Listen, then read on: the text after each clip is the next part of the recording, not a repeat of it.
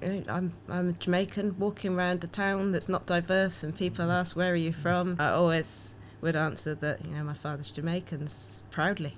So I chose to try and leave a legacy, and I think there's lots of talent in the Caribbean. We were able to talk with the Olympic Association, and the excitement there for equestrian sport is something that motivated me, because seeing a Jamaican team in my lifetime is something that would be a dream come true.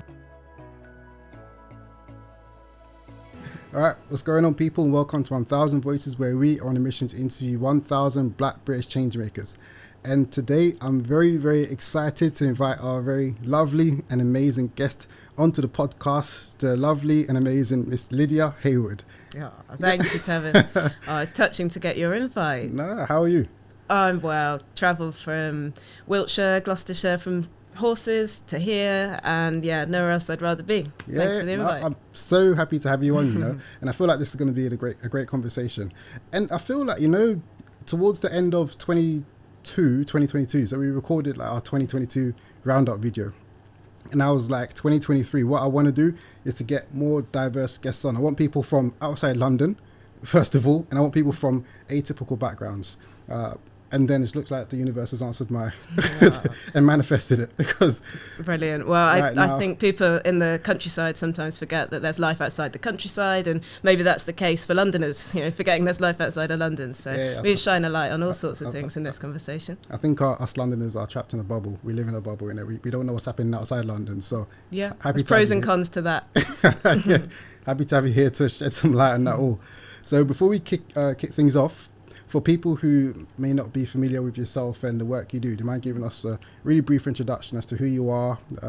And also, in your introduction, talk about why you do what you do. Absolutely. Well, I'm Lydia Heywood. I've always had an entrepreneurial, competitive spirit about me, and horses really have been my focus since I got started, age 11. I don't do things by half, so when my mum took me for that first riding lesson, it was just a case of feeling like I belonged in the saddle. So I continued and trying to network in the sport to find people that will stand with us and support us in the journey, because now I've got Olympic goals and I represent Jamaica in the sport. It's been 5 years now that I've represented Jamaica, and I claimed my citizenship through descent of my grandfather, which allowed me to find such a big part of me, and I want to be able to help others do the same. And I've got a fantastic network called Cool Ridings, and we are existing to celebrate and support diversity in equestrian sport. I was lonely in the sport along the years, and I hope the next generation don't have to feel the same. So we're making good strides towards making positive change now, and hopefully you'll hear a little bit more about that. Yeah, it's amazing. Love what you're doing with Cool Ridings as well, and all the work you're doing. So to kick things off, I like to start off with setting a bit of context, talking about your background, your upbringing, and that kind of thing. Sure. With you, so when I was looking into your profile and doing a bit of research, I was quite surprised that you're very young. You're quite young, and you've done a lot of stuff. Like, I feel, because usually I feel that people that are really driving change in industries and actively fighting, for like what you're doing, usually I've in my own experience, and people tend to be a bit older or whatnot, and you're very young and doing a hell of a lot of good work. And I'm just interested, looking at your background and your upbringing, in what way do you feel like that's shaped who you are today and the work you're doing? Like, what role has that played?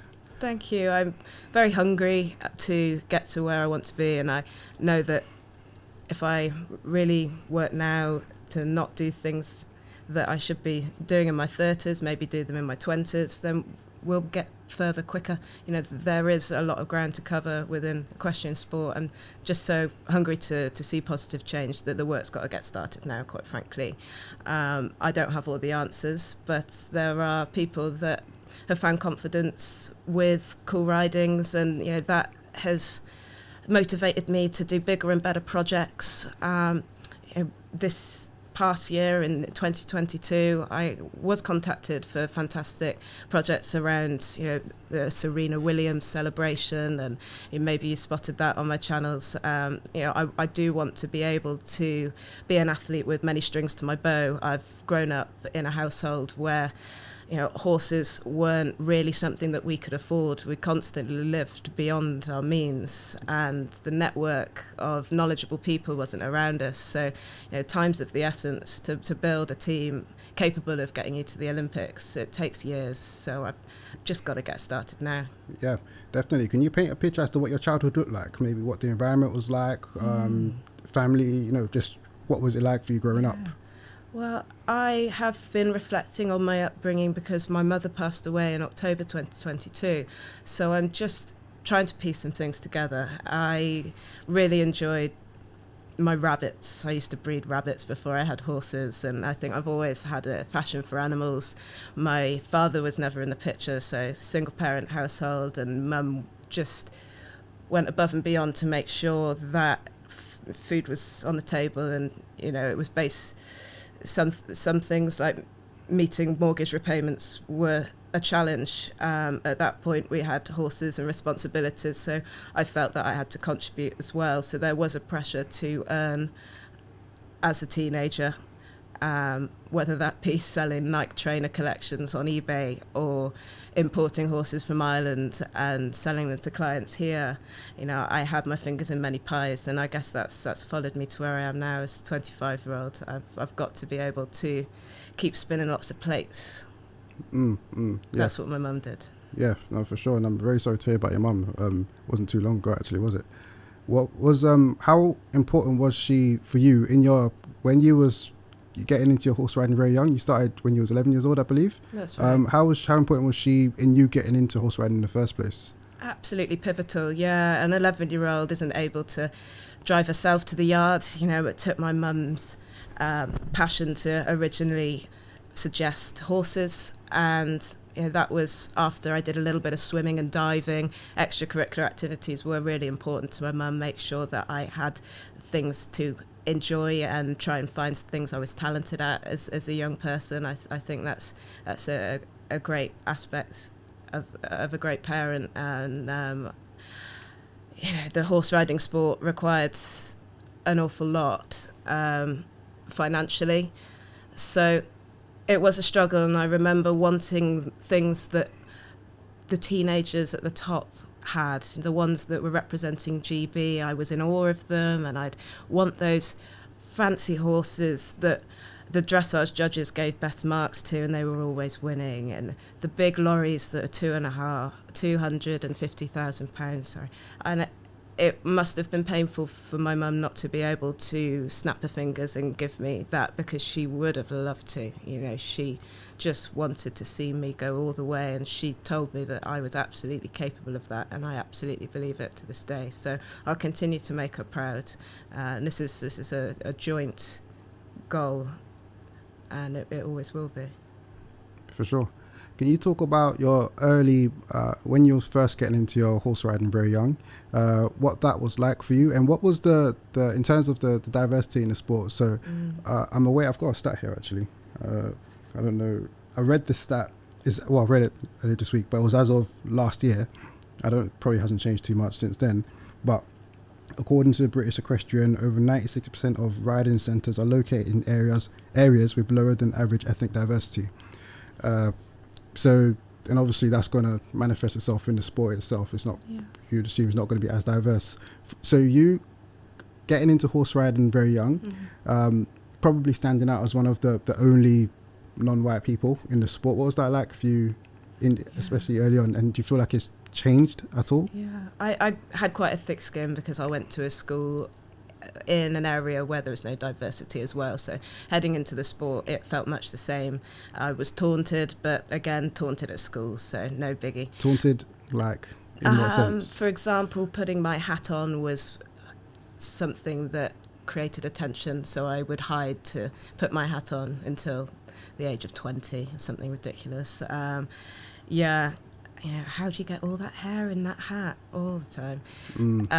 Just making you feel like another. So I stayed for the love of the horses rather than the social side like some equestrians do. But I built a great team, and that has taken quite a while. I I know that other young riders might struggle in pony club and things because of the lack of diversity, and there are pony clubs dotted around the country. It's difficult to find out how to get involved. The accessibility does need to be improved with equestrian sport.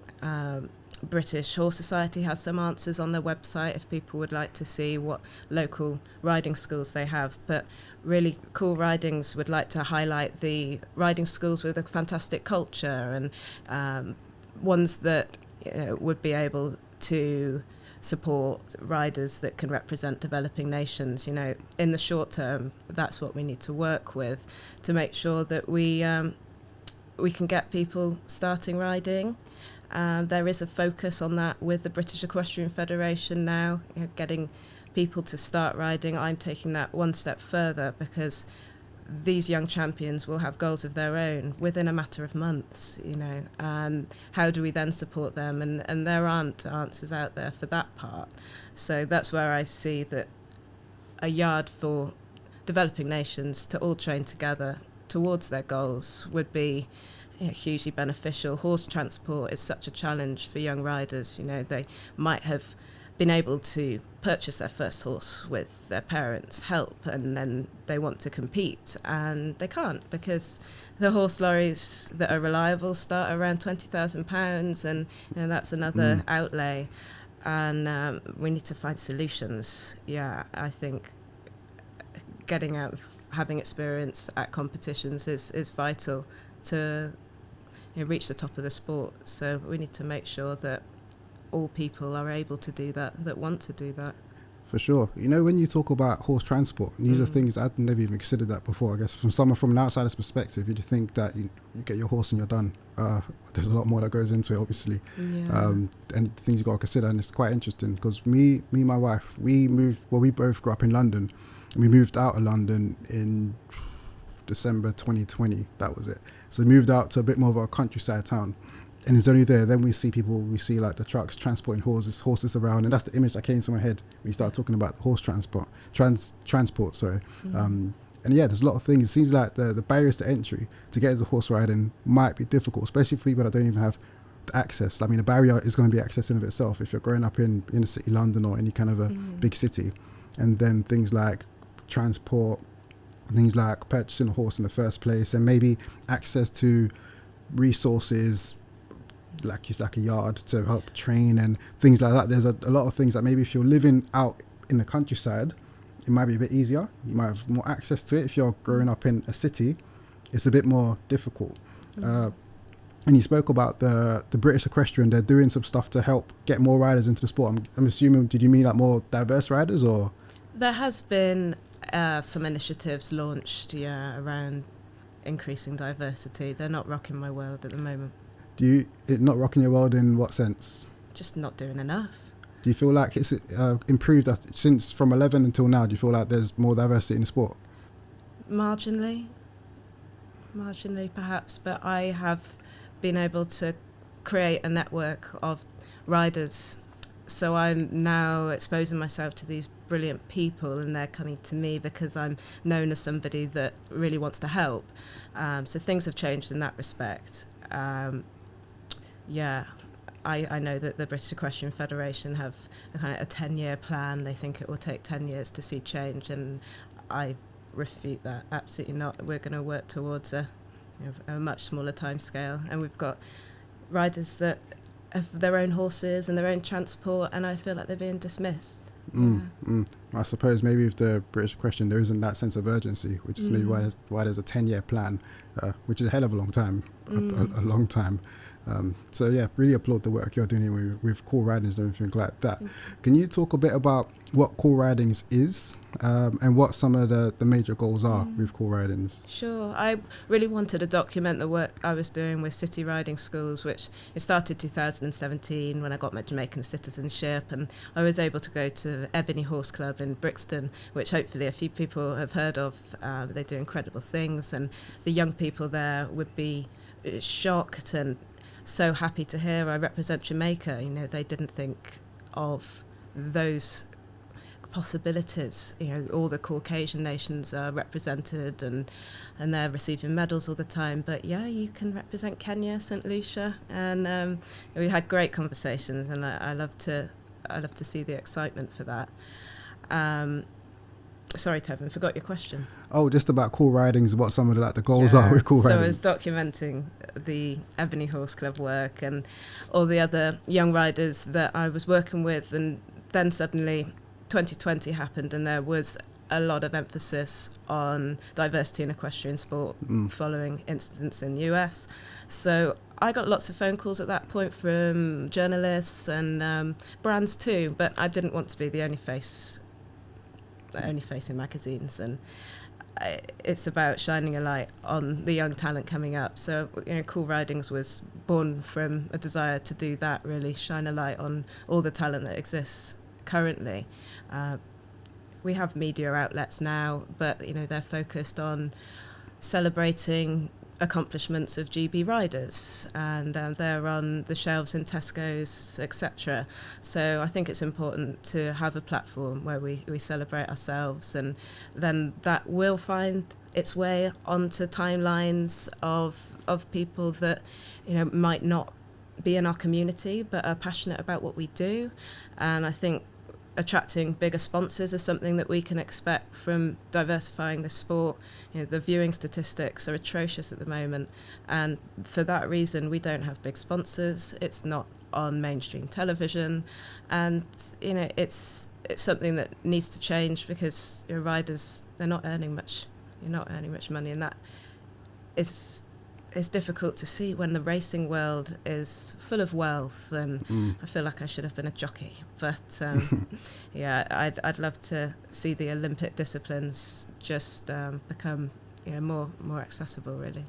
So Cool Ridings essentially is your vehicle to help realise that plan of diversifying the sport, to provide an opportunity to people that may not have had an opportunity to get into the sport, and to help to popularise it a bit more as well. Yeah. Not enough people are watching equestrian, and for sure, just giving back in all respects. Yeah, the sponsors that support me will now in turn support Cool Ridings with equipment.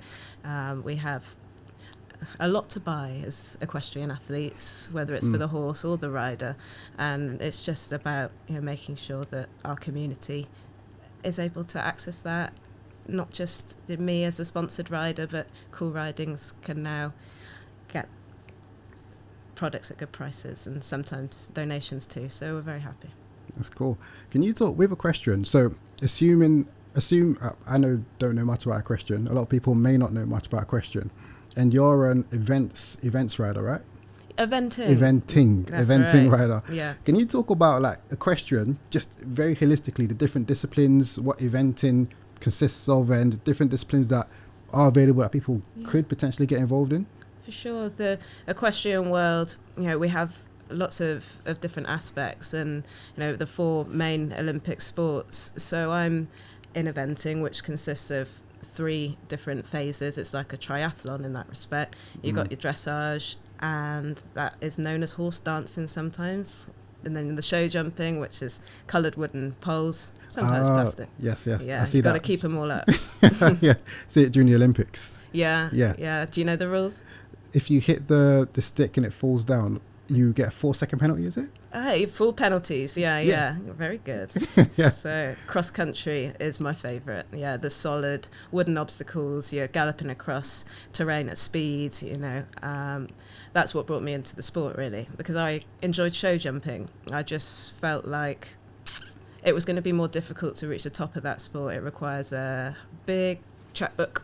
Right. But eventing, I was able to produce my horses and just make them use their body and be stronger, and we can actually aim at the high level events without having to have an enormous outlay at the initial purchase price of the horse. Yeah, I won't go into that too much depth, but right. It's just something that I had to work out for myself. Are there ways to get into equestrian without with those the price? Basically, it's going to make it quite difficult for a lot of people. Are there ways to get into it maybe without paying as much? The only thing I can recommend at the moment is racing. The racing world really are leading the way, and that's because they've got British Racing School in Newmarket, and they are able to take people to Newmarket and have 15 weeks on a residential course, learn all about stable care, and even if you've not ridden horses, you can start to ride there at the racing school. That is something that I think should be mirrored into Olympic disciplines. We've got lots of young riders that aren't in a position to buy a horse but would like to learn more, and there's lots of opportunities for a great life in the equestrian world. So we'd like to be able to have a long-term goal of creating a centre that would facilitate people's learning. For sure. All right, I want to talk about you and your journey as an athlete, as an equestrian rider, and choosing to represent Jamaica. What was the thought process? Was there a thought process in it? Was it just like a given for you, or was there like something that you really thought hard about? I've always known that I'm a Jamaican walking around a town that's not diverse, and people ask, where are you from? I always would answer that my father's Jamaican, proudly.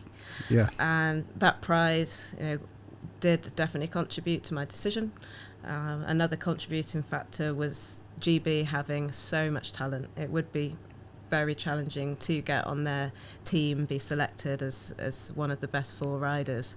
So I chose to try and leave a legacy, and I think there's lots of talent in the Caribbean. I took a trip to Jamaica, and one with my mum and one a year later with my partner, but we were able to talk with the Olympic Association, and the excitement there for equestrian sport is something that motivated me to create cool ridings and help people claim their citizenship, because seeing a Jamaican team in my lifetime is something that would be a dream come true. Yeah, because I was going to ask, do Jamaica have a team, like an Olympic team? We've had an individual, Samantha Albert, who's competed in 2 Olympics.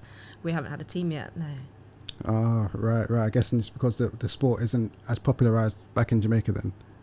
Yeah, it's difficult to travel and transport from Jamaica to international competitions. So I do feel as if it would be a key to be based in Europe. Right. Okay, cool. And with you in your own sort of career in equestrian, in eventing, do you have any particular memorable or challenging events or things that you competed in that you could, any stories there? Well, I can remember 2 or 3 years of really difficult competitions where I'm trying to raise up a level and just not getting the results. It's demoralising, but I was trying to wing it because I didn't have the experts around me.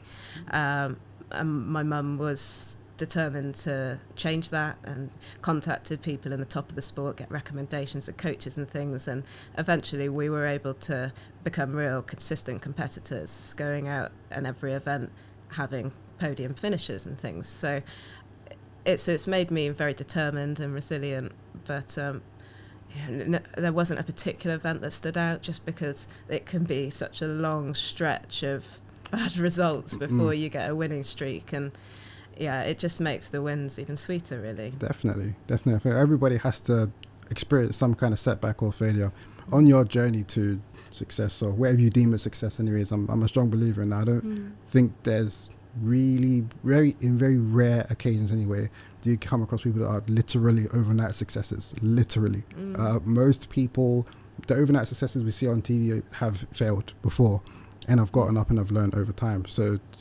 it can be demoralizing. I guess it's like how you pick yourself up after those kind of things as well. Yeah, bearing in mind there's no role models in the sport to prove that it's possible. We don't have that Serena Williams or that Lewis Hamilton, Who do you talk to? Like, in those kind of moments when things aren't going right, who do you look to or talk to? Mum definitely had my back, saying that I've got the ability and I should have more faith in myself. So I tried to do just that, have more faith in myself.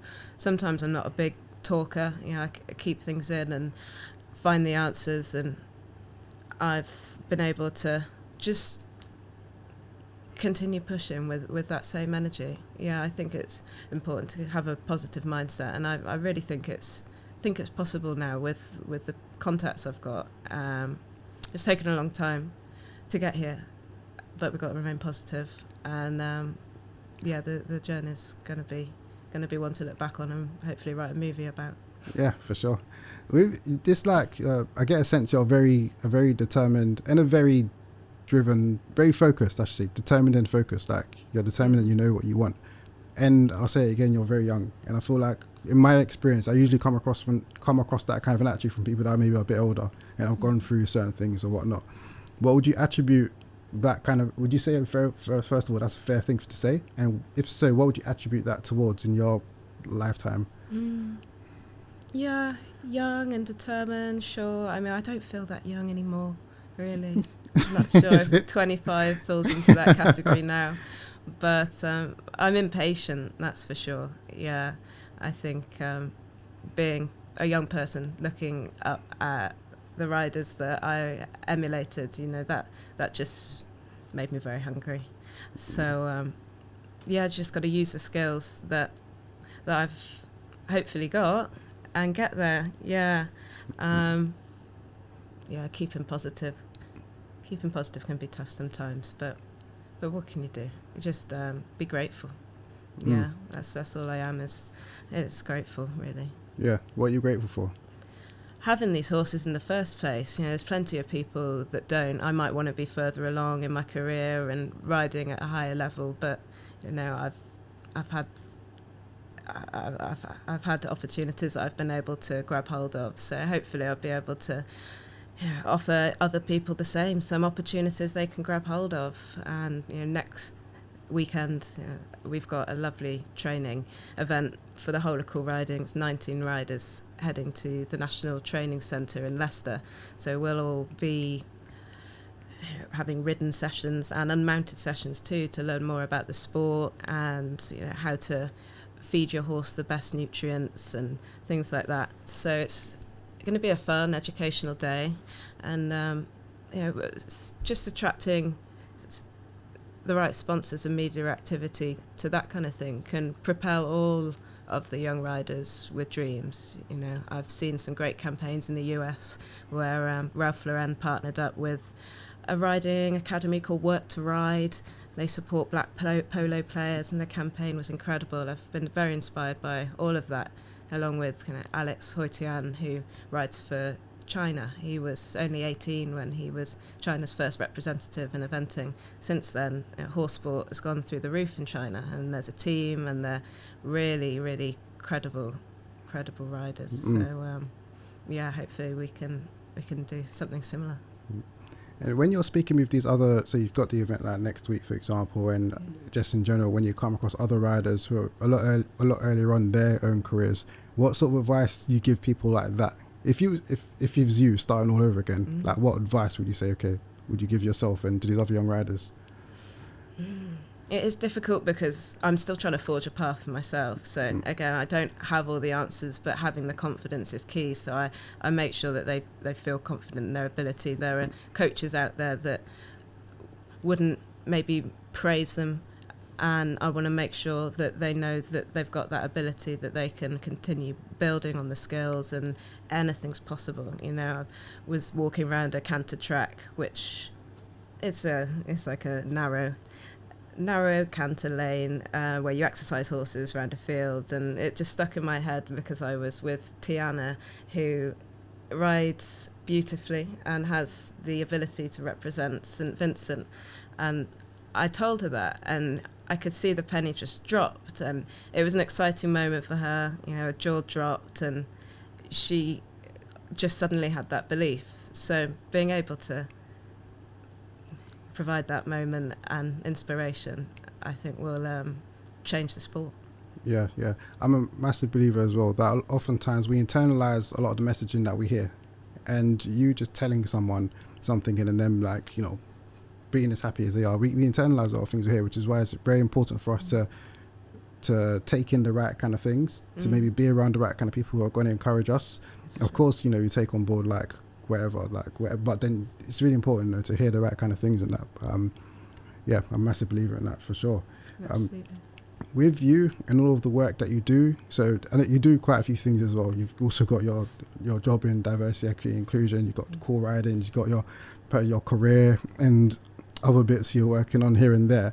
With you and everything you do, what's your vision that drives you?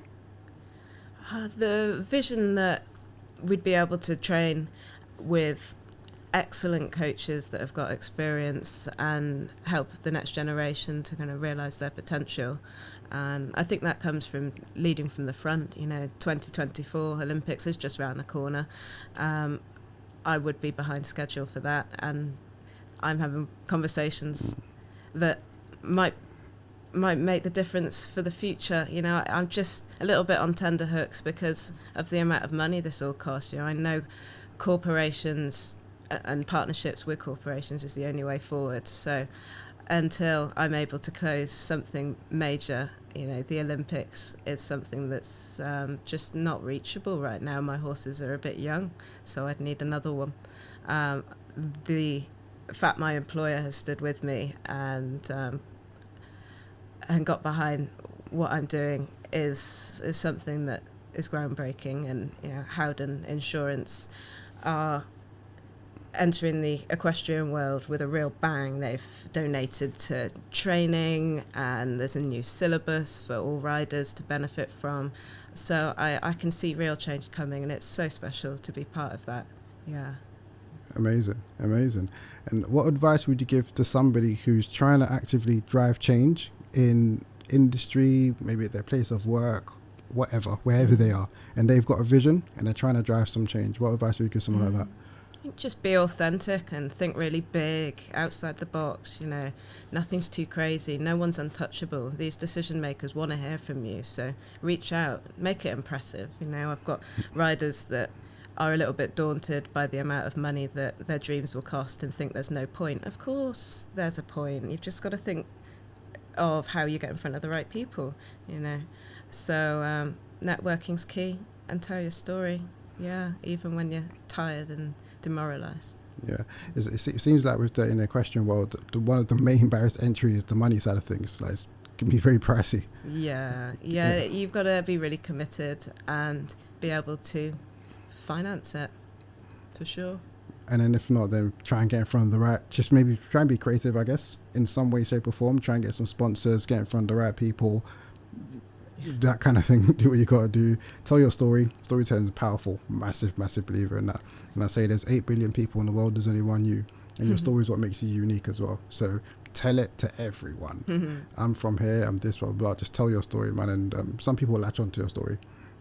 For sure, and I'm sure you've done that in your own career and journey so far, and people have latched on, and because they believe in you, they believe in your story, be authentic like you said, and then they've come along to support in whatever way they can. And I've certainly done that in my career.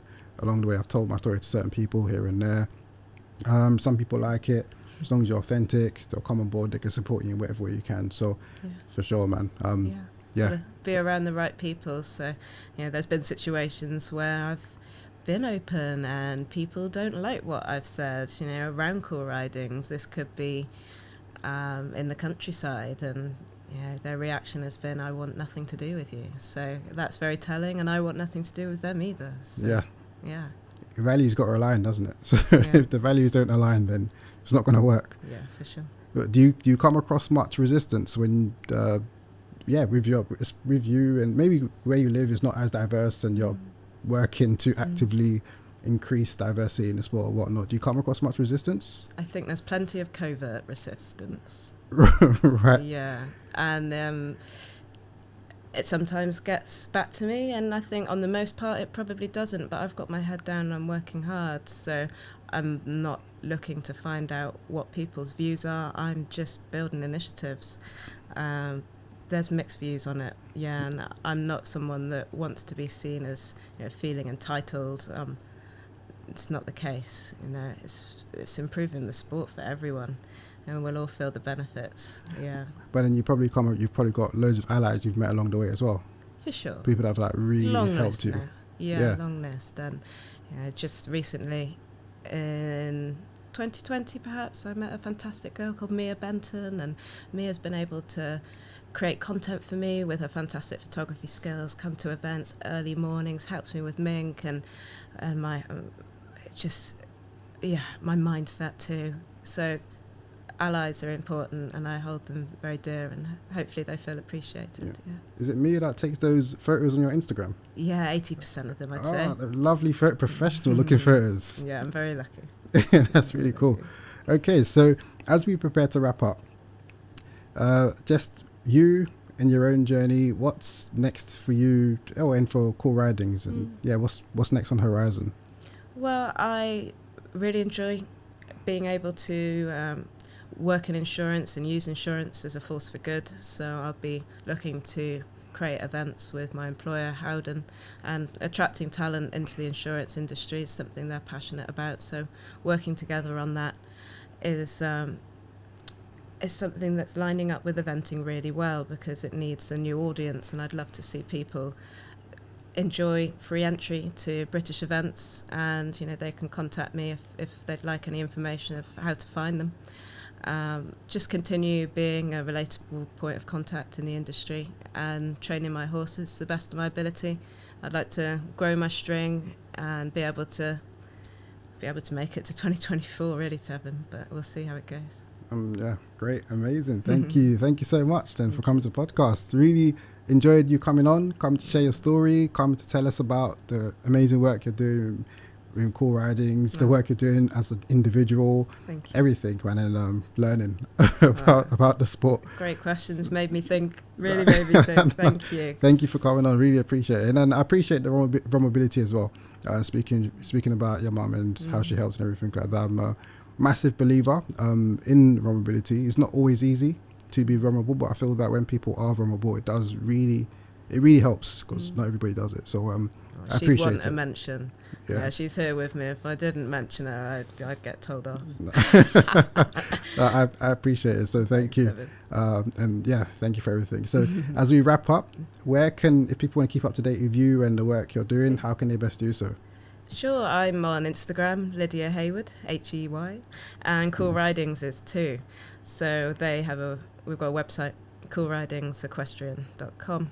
It's being revamped at the minute, so Something just come to my head actually. Cool Ridings. Is it the Jamaican bobsleigh team? What are they called? Cool Runnings. You got it. Was that the inspiration? Yeah, I was in High Commission in London talking about gaining nationality for this journey, and the High Commissioner, fantastic man called George Ramakan, and he envisioned a movie called Cool Ridings in our meeting, so I wanted to run with it. Yeah. Hopefully he's proud. Yeah, we're manifesting it, man. Soon we'll be watching Cool Ridings in the cinemas. That's right. Maybe 2028. Who knows? Yeah, sometime soon, I'm sure. Yeah. All right, cool. So thanks for coming on. Have you got any final words in closing that you want to share? Stay hungry. That's it. Yeah. Nice. Stay hungry. Cool. So thank you for coming on once again. Really appreciated it. Appreciate everything you've had to share with us. For everybody, for listening in, if you haven't already, please do subscribe, like, and share. It really, really does help us in amplifying the voices of these amazing people who get on the podcast. So please do whatever you can. Share, send it to your friend, tell them to share, tell them to share, tell them all to subscribe, leave us a rating, all those kind of things. So please do. We're on a mission to interview 1,000 Black British change makers, and it really, really does help, those little things. So leave us a rating, all those kind of things. But that's that for now. Thank you for coming to the podcast, Lydia. Thank you, Tevin. This is 1,000 Voices, and for now, people, we're out. Cool. Oh, fantastic. All done.